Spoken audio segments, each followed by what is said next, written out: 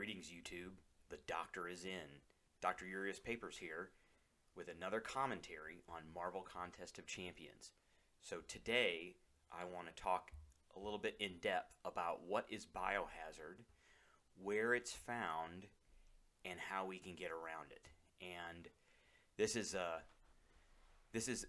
appears on nodes that a lot of players have trouble with, but there are ways around it. So it is important to identify where it is, what it is, and how to get around it. And just in general, when you're going into quests, either the monthly quest or the act quests or even Alliance War or Alliance quests, it's very important to look at the nodes and what is there, and then to develop a plan with your champions and a team of champions to get around certain obstacles or certain nodes that are going to pose somewhat of difficulty for you going around it. So this is probably one of the more difficult node obstacles to get around, but there are ways around it. So what is Biohazard? So Biohazard, when struck, so this is on the opponent. So when struck, that the opponent, and that's what it should say, when the opponent is struck, the opponent has a 20% chance to inflict a bleed, dealing 100% of the attack damage as direct damage over 7.5 seconds. So if you do 100 points of damage to an opponent with Biohazard on, you have a 20% chance to get 100 points of damage back over 7.5 seconds. In addition, and again this should say when the opponent blocks an attack, there's a 50% chance that the opponent will inflict a poison, dealing 100% of attack as direct damage over 7.5 seconds. So if you are attacking your opponent and they are blocking and you're attacking their block, every time you do that there is a 50% chance that you will inflict a poison on yourself. So if you did 100 points of damage and that popped, then you will get 100 points back over 7.5 seconds. And it's every time you hit. So this can stack up a lot. All right. So where can it be found? So I just listed a few places here where Biohazard can be found. There is a whole line of opponents in Act 5, Chapter 4, Quest 4, and we're gonna show some gameplay from that here in a second. And then there are a sprinkling of opponents in Act 6, Chapter 1, Quest 2, Act 6, Chapter 1, Quest 5. Variant 4 has a number of opponents in it. Alliance War can sometimes have Biohazard on it. Alliance Quest can have Biohazard. It doesn't always, but it does have some flavors of it. So there are champions that will inflict bleed or poison. So you have to watch out for that too. And if any of you that are watching this video, you find other places, please leave them in the comment section so we can annotate where they are, because it's really important to know that. So at this moment, let's switch over to some gameplay to see exactly what it looks like, because it's important to identify what happens. So I just wanted to show a quick example of how Biohazard works and how it works against a champ that is susceptible to it. So in Act 5, Chapter 4, Quest 4, there is a champ there that is susceptible, or there's a line there that has Biohazard in it. And I am going to replace Corvus here with someone who is susceptible to both poison and bleed, and that's going to be Gwenpool. And then we're going to go in, and we're going to fight the first champ in the line. I've already beaten this part of it. Wasn't fun. So it is this poison and bleed section. And the first champion that we have to fight is War Machine. And this War Machine has Biohazard, and he has this really horrid Enhanced Special 1, which deals 30% more damage, and then it gets an Unstoppable as well, which is just horrible. So let's go in and see how this works out.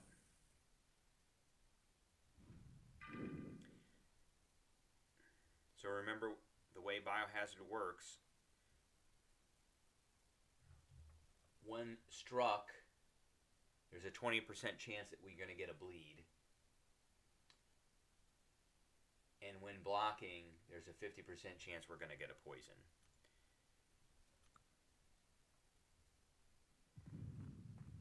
So I'm going to block a bunch.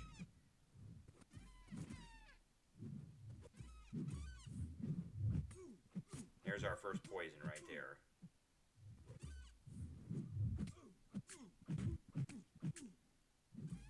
See? Look at all that poison. I just struck him a bunch of times. So, and I'm not striking him while he's blocking. So I'm not getting the...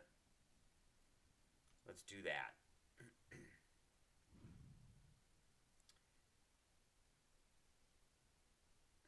So let's use Nick Fury. So Nick Fury also is susceptible though. So I'm going to strike this guy a bunch of times while he's blocking just to see. See the poisons stack up. And I just... Okay, and now I'm going to strike him. There's the bleed. See, now I got both effects going at the same time. And he just melts him. So that's why it's important when you come in here that you come in here with champs that are going to be somewhat immune to all this. So Immortal Abomination is immune to poison, but he's not immune to bleed. So I got 2 bleeds on me now. And if I strike this guy, I'm going to get poisons. And I actually want this guy to have a special 2, because his special 2's not unstoppable. He does a lot of damage.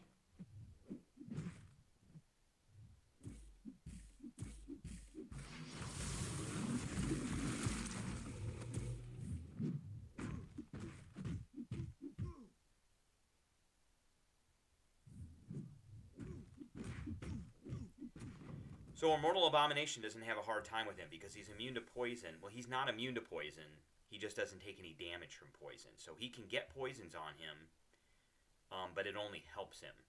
And so he's probably a good champ to use, but we want the double immune champs, and that means we want the teams that I have put forward with the double immune. The teams are built around, their synergies are built around all of the double immune champs that are in there, like Iceman and Nebula and Sentinel and Darkhawk. And I don't have those characters all the way up. They're probably characters I'm going to work on, but so let's look at this and just see how long he lasts.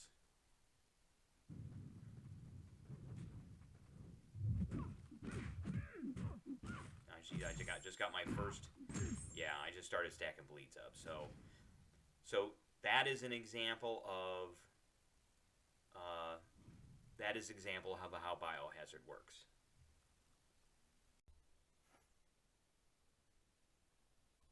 Okay, now we're back. So we've seen now what it does. We've had it explained, and then we've seen it how it actually works. So how do you get around Biohazard? What are the ways to get through this so that you don't have to spend a whole bunch of units just to get through an area? Because that, unfortunately, if you use the wrong or the incorrect champions or the least effective champions, you're going to be spending a bunch of units just to get through, because your champs are going to be melting from the bleed and the poison that they're taking. So there are a number of double immune bleed poison champions in the game. Those are really important to understand who they are and what their capabilities are. Then there are single immune champions, so they're either immune to bleed or they're immune to poison. Now they're going to take some damage because they're going to, they're going to hit blocks or they're going to hit the opponent. And if they do that, then one or the other of these is probably going to pop. And then there are champions that do damage without striking while avoiding getting hit. So those are champions like Omega Red, who has a death field, and Quake, who puts Quake charges on. And you have to be careful with these champions that you just have to play them right, and you have to stay away from the opponent and not strike them. But Quake can kill an opponent without striking them. All right, so here we have a list of bleed and or poison immune champions. So we've got our bleed and poison immune champions, which are Iceman, Nebula, Sentinel, Ultron. I put a little UG behind him because he's not the greatest champion. Darkhawk, Warlock, Guillotine 299, Omega Red is sort of immune. He has some other parameters around him. Ghost can be immune. If you've got an awakened Ghost, and or you can get her to back off, when you have her back away, she will activate her phasing, which then gets rid of all debuffs, and then she will get, not furies, she gets a buff for every debuff she gets rid of, and she can get rid of debuffs every time she does that. So she can get rid of this, but it'll pop up on numerous times, and if she can't back away, then it's gonna be hard for her to do that. And then Kingpin, sort of, so he has a percent chance to slug off one of these debuffs. So our bleed immune champs, and these are just examples of them. There are more than just this. And again, if you have examples, then leave them in the comment section, and we'll make sure we annotate them. So bleed immunes are Corvus Glaive, while his Glaive charges are on. Gambit. Gambit is he lowers the bleed quite a bit. The Thing, Ghost Rider, Luke Cage, Magneto. Magneto can turn it off. Rogue also can turn it off. Ghost, who can turn it off. Groot and King Groot, Morningstar Colossus, and Apocalypse can turn it off if he's got enough genetic charges on him. And then Poison Immune are Immortal Abomination, Rogue, who can turn it off. Captain Marvel Classic, Captain Marvel Movie, Medusa, Hyperion, Ronan, not Ronin, Mysterio, Miss Marvel, Hulk Classic, Hulk Ragnarok, Abomination, and Immortal Hulk. So the last two columns will either take poison or bleed, and some of these champs can get rid of it. So just these are champs to keep in mind, but I have built teams based around some of these double bleed poison immune champions. So let's take a look at those teams and who they are. Okay, so here's the first team. The first team is the Nebula Team, and I put in other champs with Nebula to maximize out the synergies. Now, I have not built this team up, so you can see that most of these champs are 4 stars, including Nebula. But if you were going to build this team, I would build it around a team of 5 stars, particularly awakened ones. So and then I have a list of the synergies that are here that make Nebula very nice. So Nebula she stacks up these electrostatic charges when she's in block position, and then if she parries, they all unleash on the opponent at the same time. If she does a heavy attack, then they get an extra 1, and her special 2 will double the number of electrostatic charges on there. And whenever they get them on an opponent, they take they take shock damage. So the first one is infinite enemies with Corvus Glaive, so everybody gets a 5 to 6% bonus to attack, and that just depends on what star Corvus is. This Corvus is a 5-star, so it's 6%. Rivals with Gamora, so everybody gets a 65 to 115 bonus to critical rating, and this is a 4-star, so I believe that is going to be 115. I think it's for 4 and 5-star. Sibling rivalry from Gamora as well, so Special 1 and Special 2 have a 100% critical hit chance for Nebula. That's really important. It does more damage. Family, also with Gamora, everybody gets 5 to 6% health. AI Uprising is with, and this is a popular one with Guillotine and the robot. So AI Uprising, Nebula will gain 70% of a bar of power each time an immunity prevents an effect. So if she's hit with a poison or bleed, her immunity will prevent it, and then she gets 70% of a bar of power immediately.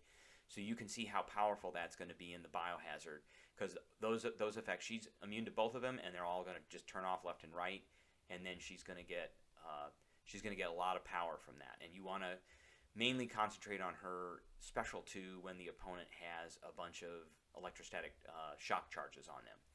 And then Unmerciful Punishment, Nebula, and that comes from the bottom character. That comes, she starts with 10 electrostatic charges from Proxima Midnight, I'm sorry. And so Nebula starts with 10 electrostatic charges. So she starts with 10 of these things. Normally she starts with 0. And now she starts with 10 when she's with Proxima Midnight. And if she parries, all 10 go on the opponent, and they'll take, they have 10 stacks of shock on them. Okay, so the next team is the Iceman Team. So Iceman is double immune. And again, I have not built this team up, but I've got more 5-stars for this one. And I have a 5-star Magneto, but he was in an Alliance quest, so I couldn't put him in this team. But if I did, I would put that 5-star Magneto on this team. And this team, actually, I can build up quite a bit. I don't have a 5-star Iceman, unfortunately.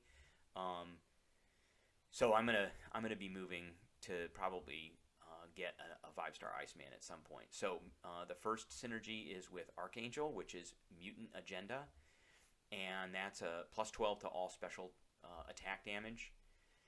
A Song of Fire and Ice is a really good one, is with Human Torch.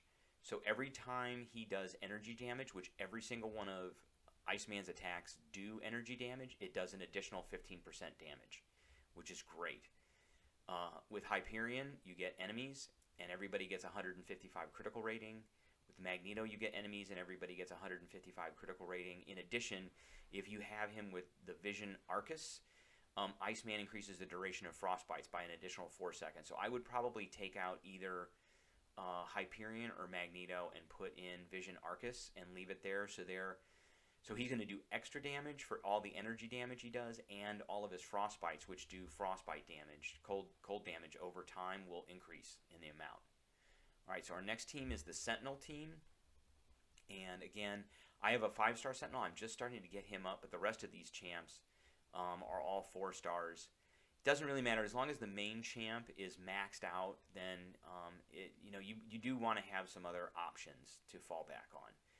So with the Sentinel Team, we have Memories of Genosa with Emma Frost.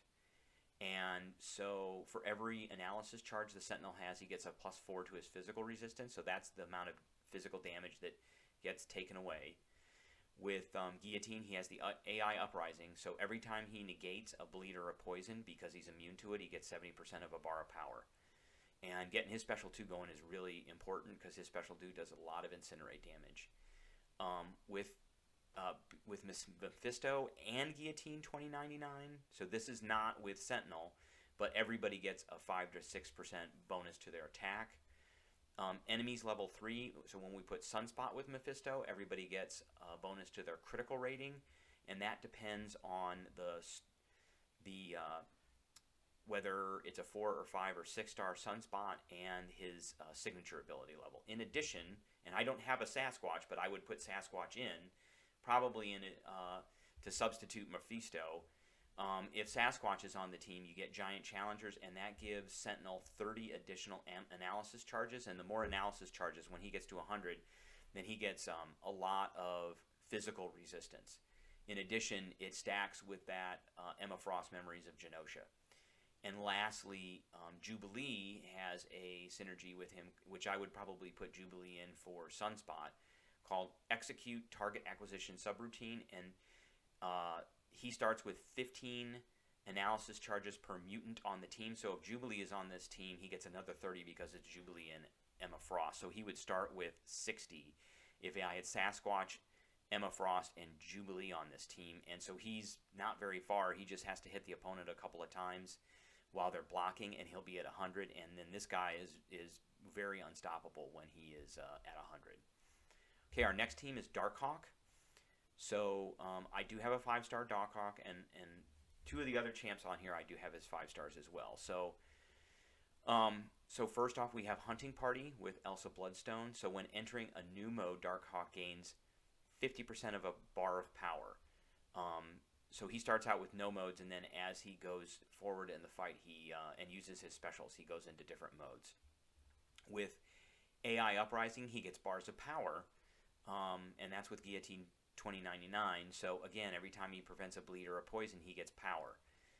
With Invisible Girl, it's unfazed. Each time an opponent misses, he generates 10% of a bar of power. And you really want to generate power with this guy because that puts him into different modes. And then with Moon Knight, he gets Nighthawks, and he starts out in a random mode. So he starts out in a random mode, and he gains power because of that. And then every time he prevents bleed and poison, he gains more power. So he keeps gaining power, so you can just basically go and use his specials over and over and over again. And then our next team is the Warlock Team. And Warlock is probably the strongest out of all of these, just because of all the things that he can do. He's very good utility. So he's bleed, poison, immune, and we put him with Cable. And so whenever a Warlock opponent gains a viral charge, so whenever he hits them or they hit him, they get a viral charge. There's a 50% chance to gain an additional one. So every time he hits them, whether they're blocking or not, and every time they hit him, whether he's blocking or not, they get a viral charge, and they could get another one, which causes it to happen faster, and then they get infected, and if he hits them with certain specials, it does certain things like power drains and degenerations. He gets the AI Uprising, so every time he negates a poison or a bleed, he gets 70% of a bar of power. With magic, he gets Self-Friends. Warlock special attacks allow a minus 70% to power gain on the opponent, so the opponent doesn't gain as much power when he hits them, when he uses his special attacks. And then he gets Robot Uprising with the Ultron, so whenever a teammate receives a debuff they are immune to, they gain a Fury. So every time he gets some kind of bleed or poison because of Biohazard, he's going to get a Fury, which increases his attack by 60% for 6 seconds. So he'll start stacking Furies up. So you can see he's gonna put a whole bunch of viral charges on the opponent, and he's going to generate a bunch of power, and he's going to have a bunch of Furies as well. And that's our last team member. I hope you enjoyed this video. Please don't forget to subscribe, and if you have comments, and I asked for a few pieces of information, please leave them, and I will talk to everybody later.